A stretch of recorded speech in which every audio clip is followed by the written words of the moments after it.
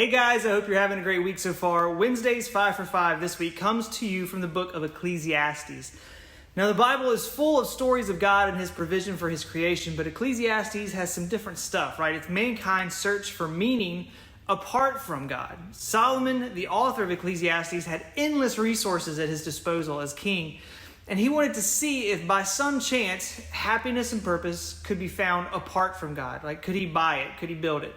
It was like a great experiment to see if we could find purpose by our own hands. So let's see how Solomon did, beginning in Ecclesiastes chapter 2. He said, I said in my heart, come now and I will test you with pleasure. Enjoy yourself. But behold, this also was vanity.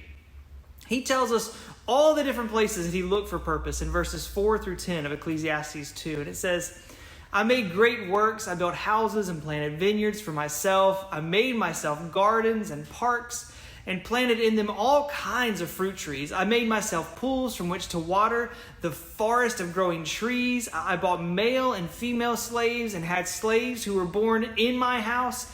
I had also great possessions of herds and flocks, more than any who had been before me in Jerusalem. I also gathered for myself silver and gold and the treasure of kings and provinces. I got singers, both men and women, and many concubines, the delight of the sons of man. So I became great and surpassed all who were before me in Jerusalem. Also, my wisdom remained with me.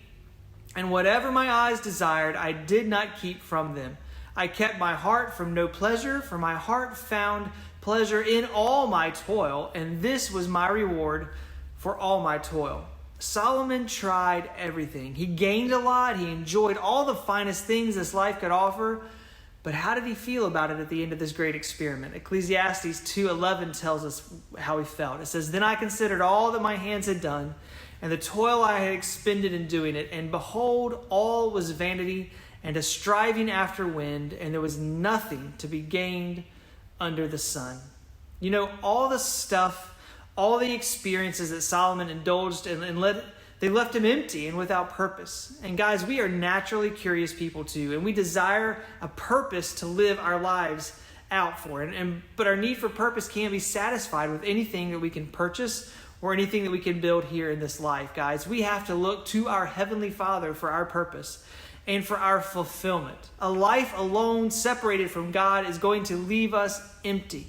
Some people think a life apart from God is like a perpetual party, right? No rules, everything's good to go. But they fail to hear the words of Solomon, who lived it up with far more resources than any of us probably will ever even possess. Stuff doesn't give us purpose. Titles don't give us purpose. Our search for purpose can only find a fulfilling end when we find a personal relationship with the God who created us. Simple as that. So quit chasing the stuff, guys, and instead pursue God and find your purpose in Him. Have a great rest of your week, and we will see you all real soon.